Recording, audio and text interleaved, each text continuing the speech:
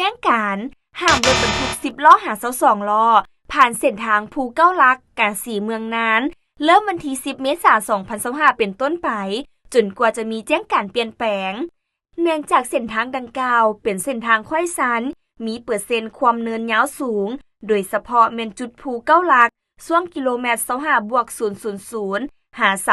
34+000หน้าทางมีการเปเพหลายจุดเฮ็ดให้การสัญจรขึ้นลงของรถบรรทุกหนักมีความยุ่งยากบางครั้งการสัญจรติดขัดเป็นอัมพาตและมีความเสี่ยงต่อการเกิดอุบัติเหตุเพื่อหลีกเว้นปัญหาดังกล่าวแม้นมีความจำเป็นในการปรับปรุงเส้นทางดังกล่าวให้สามารถสัญจรไปมาได้ปกติ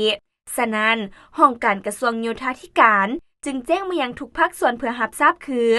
1. มอบให้แผนกโยธาธิการแขวงเวียงจันทน์และแผนกโยธาธิการแขวงหลวงพระบางสมทบกับภาคส่วนที่เกี่ยวข้องของแขวงกำหนดวิธีการจัดตั้งปฏิบัติให้เหมาะสมในการปิดการสัญจรชั่วคราวรถบรรทุกหนักประเภทรถบรรทุกเดียว3เพา10ล้อและ4เพา12ล้อรถบรรทุกเครื่องหางลาก3เพา10ล้อ4เพา14ล้อ5เพา18ล้อและ6เพา22ล้อประเภทหางลาก3เพา10ล้อและ4เพา16ล้อบ่ให้ผ่านทางหลวงแห่งชาติเลข22แต่กาสีเมืองนั้นนับแต่วันที่10เมษายน2025เป็นต้นไปจนกว่าจะมีแจ้งการเปลี่ยนแปลง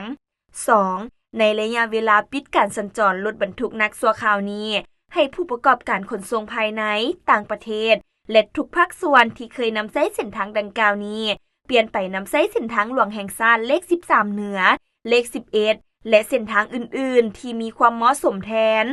3. มอบให้แผนกโยธาธิการแขวงเวียงจันทน์และแผนกโยธาธิการแขวงหลวงพระบางชี้นำคณะรับผิดชอบโครงการซ่อมแปลงทางหลวงแห่งชาติเลข7เลขที่10ติดตั้งป้ายห้ามและแนะนำใส่แต่ละจุดคือ 1. 3 แยกเมืองกาสี 2. 3 แยกบ้านปงดง